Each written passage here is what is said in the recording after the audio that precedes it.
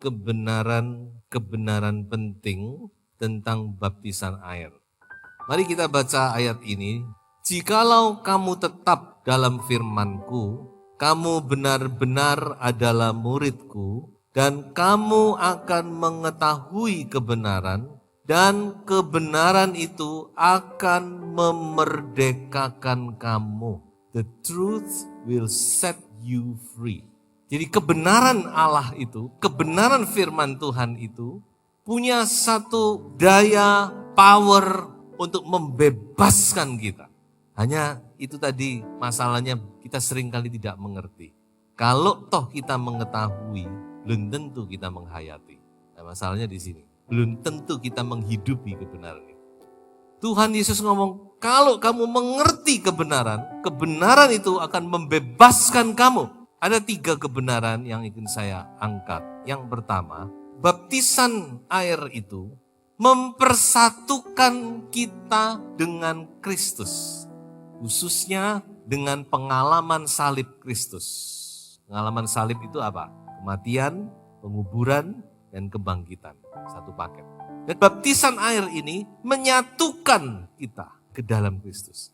Mari kita baca dalam Roma 6 ayat 3. Atau tidak tahukah kamu bahwa kita semua yang telah dibaptis dalam Kristus, telah dibaptis dalam kematiannya? Galatia 3 ayat 27, karena kamu semua yang dibaptis dalam Kristus telah mengenakan Kristus. Saudara perhatikan, kata dalam. Sebab sebenarnya yang tepat itu bukan dalam, tapi ke dalam. Saya sudah lihat dalam bahasa aslinya. Into. Jadi kita ini baptized into Christ. Kita dibaptis bukan cuma kita dimasukkan ke dalam air, tetapi firman Tuhan berkata bahwa waktu kita dibaptis kita juga dimasukkan ke dalam Kristus. Jadi kalau kita dibaptis keluar basah oleh air, dalam Galatia dikatakan kita mengenakan Kristus karena kita dimasukkan ke dalam Kristus. Jadi baptisan itu salah satu sakramen yang mempersatukan kita, memasukkan kita ke dalam Kristus. Tidak ada yang lain. Jadi baptisan itu, waktu kita dibaptis itu, kita disatukan dengan kematian Kristus. Kemudian kita dikuburkan bersama Kristus. Dan kita dibangkitkan bersama Kristus. Makanya baptisan air itu harus diselam. Karena ini lambang dari kematian dan kebangkitan. Penguburan, kita dikubur tentu kita ditutupi. Jadi baptisan itu melambangkan kematian dan kebangkitan kita juga bersama dengan Kristus. Lalu mengapa kok kita harus alami demikian? Mengapa kok kita harus mengalami pengalaman yang sama dengan Kristus ini? Kematian dan kebangkitan. Jawaban yang simpel tentu karena kita adalah pengikutnya. Yang namanya mengikut itu kita akan berjalan di belakang. Kristus kemana kita juga harus ikut. Kristus ke salib, kita ikut ke salib. Kristus mati, kita melok mati. Kristus bangkit, kita ikut bangkit. Nah, itu gampangnya. Tapi ada ayat ini berkata, sebab jika kita telah menjadi satu dengan apa yang sama dengan kematiannya, kita juga akan menjadi satu dengan apa yang sama dengan kebangkitannya. Jadi itu dampaknya luar biasa ini. Mengapa kita kok harus alami yang sama seperti Kristus? Supaya ketika kita sama mengalami kematiannya, kita juga mendapat bagian dalam kebangkitannya. Jadi ada pentingnya ini. Baptisan ini tidak bisa dianggap remeh, saudara. Karena ini adalah satu gambaran dari apa yang akan kita alami, kebangkitan orang mati. Perubahan tubuh kita menjadi tubuh yang baru. Oleh sebab itu, saudara-saudara, baptisan itu mempersatukan kita dengan Kristus. Arti dari baptisan adalah kita disatukan dengan kematian, penguburan, dan kebangkitan dari Kristus. Saya akan beranjak lebih jauh. Tetapi baptisan air ini bukan sekedar lambang. Namun sesungguhnya pada saat seseorang itu dibaptis, kuburkan, itu memang ada yang mati dalam diri kita. Itu ada yang mati dan dikubur di situ. Bukan cuma lambang tok ini, saudara. Jelas ini. Lalu apa itu? Mari kita baca. Yang ini membawa kita kepada arti atau kebenaran yang kedua, yaitu bahwa baptisan itu mengubur manusia lama kita. Baik, kita baca ayatnya. Roma 6 ayat 6. Karena kita tahu bahwa manusia lama kita telah turut disalibkan supaya tubuh dosa kita hilang kuasanya, agar jangan kita menghambakan diri lagi kepada dosa. Jadi firman Tuhan berkata bahwa ketika kita dibaptis, maka ada yang mati dan dikubur di situ. Apakah itu? Yaitu manusia lama. Nah, coba sekarang kita mau sedikit mengerti apa itu manusia lama. Yang pertama, saudara-saudara, kata manusia lama itu di dalam perjanjian baru itu muncul 3 kali. Itu artinya lama, usang, rusak. Di dalam bahasa Inggris dipakai kata old nature, tabiat lama. Ada yang memakai kata old self, aku yang lama. Ada lagi yang menerjemahkan we used to be, kita yang dahulu. Dahulu kita ini kayak begini. Atau dikatakan juga old way of life, cara hidup yang lama. Jadi sebenarnya apa manusia lama itu? Kalau saya boleh coba untuk definisikan, manusia lama itu adalah kemanusiaan kita, bukan daging ini loh ya. Kemanusiaan itu adalah manusia batinia. Kemanusiaan kita yang kita warisi dari Adam dan Hawa yang dikuasai oleh hukum dosa. Jadi kita ini semua yang lahir dari keturunan Adam dan Hawa, kita ini membawa tabiat lama ini, manusia lama ini. Dan manusia lama ini dikuasai oleh hukum dosa. Tidak bisa tidak.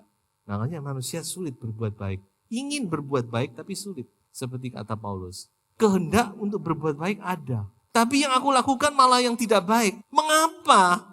Nah ini hukum dosa.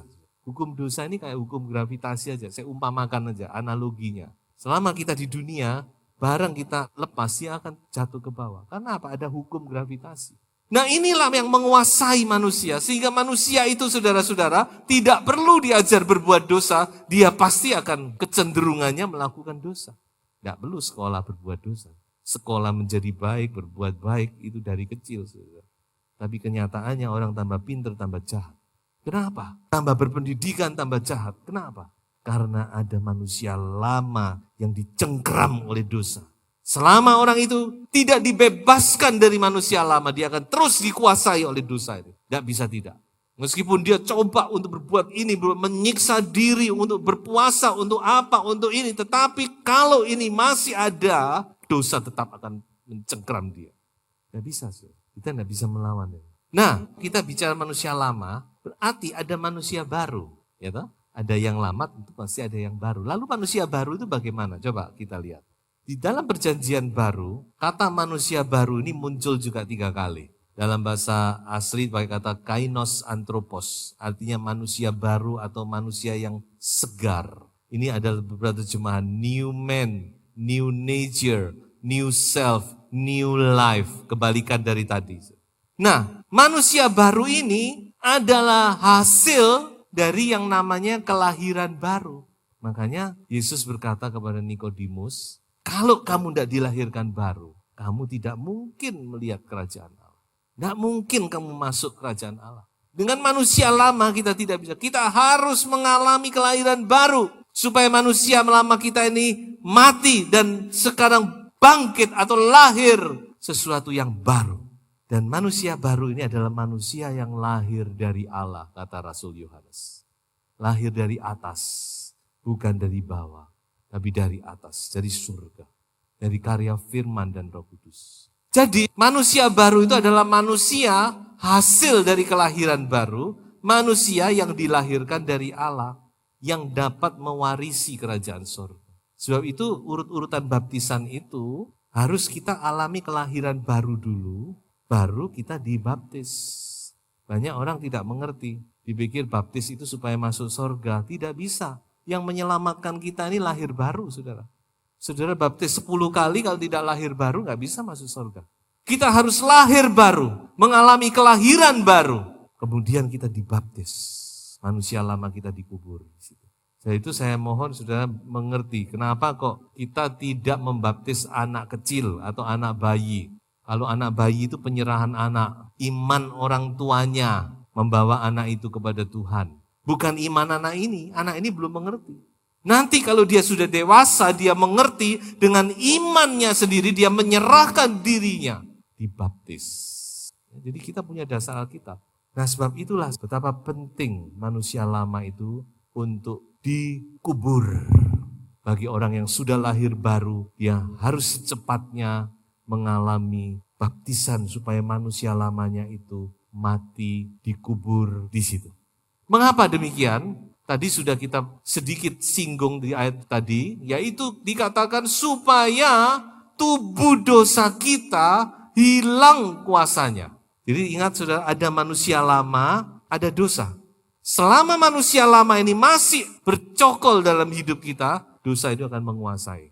Makanya Rasul Paulus berkata, manusia lama kita itu harus mati supaya dosa ini tidak punya kuasa lagi. Nah untuk lebih jelasnya, saya kasih ilustrasi berikut ini. Saudara tahu ini burung apa? Burung yang paling indah di dunia. Ini burung pemakan bangkai. Burung yang tidak diingini oleh orang. Karena ketika dia muncul berarti ada bangkai. Ketika ada bangkai, burung itu akan dengan sini datang. Ya, kita jarang sih melihat ini. Tapi kalau saudara pergi ke padang gurun atau kemana, ketika burung ini muncul, saudara tahu di situ ada bangkai. Nah, dosa itu ibarat burung pemakan bangkai. Bagaimana cara mengusir burung pemakan bangkai ini? Dikesu, hus. Mungkin dia takut lari sebentar, nanti sebentar lagi dia akan datang lagi. Bagaimana cara mengusir? Bangkai ini harus dikubur. Amin. Bagaimana mengusir dosa? Sama. Selama manusia lama ini tidak dimakamkan, tidak dikubur, kita akan dikuasai terus. Burung itu akan datang. Dia akan cari kesempatan. Dia akan punya tempat untuk berpijak. Tapi kalau manusia lama ini sudah dikubur, lewat baptisan air, firman Tuhan berkata, di situ manusia lamamu dikuburkan. Maka yang terjadi apa? Burung ini akan pergi dengan sendirinya. Dia tidak akan hadir di situ. Amin, saudara. Nah inilah mengapa kita yang sudah lahir baru perlu secepatnya saudara dibaptiskan. Supaya dosa itu tidak punya kuasa lagi. Saudara. Supaya tubuh dosa itu hilang kuasanya. Sebab itu saudara-saudara, dampaknya yang harus kita mengerti dari kebenaran ini, bahwa sesungguhnya anak Tuhan yang sudah dibaptis, saya bicara sekarang yang sudah dibaptis, itu tidak dikuasai lagi oleh dosa. Amin. Jadi ini kebenaran saudara yang harus kita terima. Sebenarnya orang yang sudah dibaptis, bukan kita tidak bisa berdosa, bisa. Selama kita masih dengan darah dan daging ini kita masih bisa berdosa. Tapi kita tidak dikuasai oleh dosa. Ini bedanya. Sebab itu bagi Bapak Ibu Saudara yang sudah dibaptis dan Bapak Ibu Saudara masih bergumul dengan dosa, terima kebenaran ini. Bahwa Anda sebenarnya tidak perlu dikuasai oleh dosa. Karena manusia lamamu sudah dikubur. Saudara, inilah kebenaran yang luar biasa. Yang harus kita hayati, yang harus kita hidupi dalam kehidupan kita. Bahwa sesungguhnya dosa itu tidak punya kuasa atas kita. Ya, makanya kita harus bangkit. Jangan mau dikuasai. Nah, kebenaran yang ketiga, bahwa baptisan air itu meletakkan dasar yang kuat dan aman bagi pengiringan kita kepada Kristus. Jadi baptisan air itu adalah dasar yang kuat dan aman untuk kita sekarang berjalan mengiring Kristus. Mengapa saya katakan ini dasar yang kuat dan aman?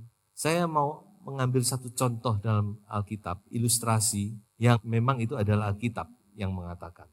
Saudara tahu bukan tentang cerita ini? Moses, Ten Commandments. Dia membawa bangsa Israel keluar dari Mesir. Nah saudara, pernahkah kita berpikir, mengapa kok Tuhan itu pimpin mereka dipepet sama Tuhan, dibawa oleh Tuhan itu sampai ke tepi laut? Kau tidak cari jalan lain yang gampang. Tapi memang Tuhan pimpin mereka sampai di tepi laut. Di sini tebing, di belakang tentara Firaun.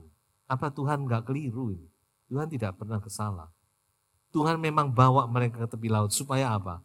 Supaya mereka sebentar akan mengalami yang namanya laut terbuka. Dan mereka berjalan di tengah-tengah laut. Menyeberangi Laut Merah.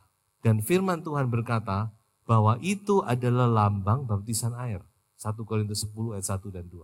Pertanyaannya, apa bedanya bangsa Israel sebelum dan sesudah menyeberang laut? Ini kuncinya. Apa bedanya? Sebelum mereka menyeberang laut, mereka sudah dibebaskan.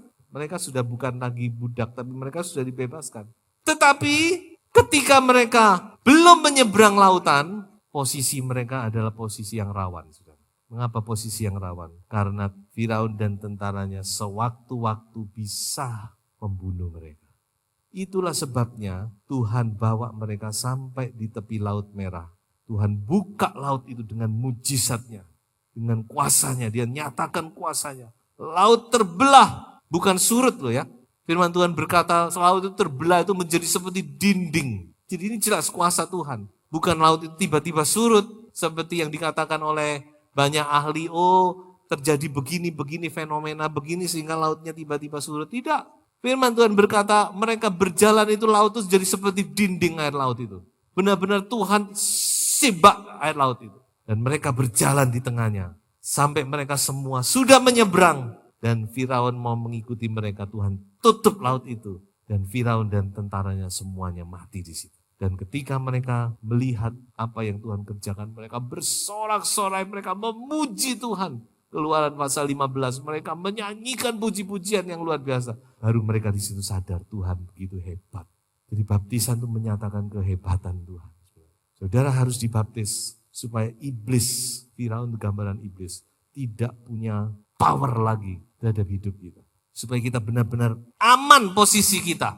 Seperti bangsa Israel. Setelah melewati Laut Merah, mereka benar-benar tidak pernah terdengar lagi Firaun mengejar mereka, tidak bisa. Mereka benar-benar menjadi orang yang sungguh-sungguh merdeka. Tadinya sudah merdeka, tapi belum sungguh-sungguh merdeka, belum benar-benar merdeka. Jadi posisi status apa yang kita terima lewat baptisan air? Kita benar-benar merdeka. Kita baca ayatnya. Jadi apabila anak itu memerdekakan kamu, kamu pun benar-benar merdeka. Ini kemerdekaan yang Tuhan berikan. Kemerdekaan yang sungguh-sungguh lewat baptisan air saudara alami itu. Sebab itu mari hiduplah sebagai orang-orang yang merdeka. Kita ini sudah merdeka. Jangan punya mental orang jajahan. Kita harus punya benar-benar kesadaran penuh bahwa kita ini bangsa yang merdeka. Baik secara fisik, secara rohani.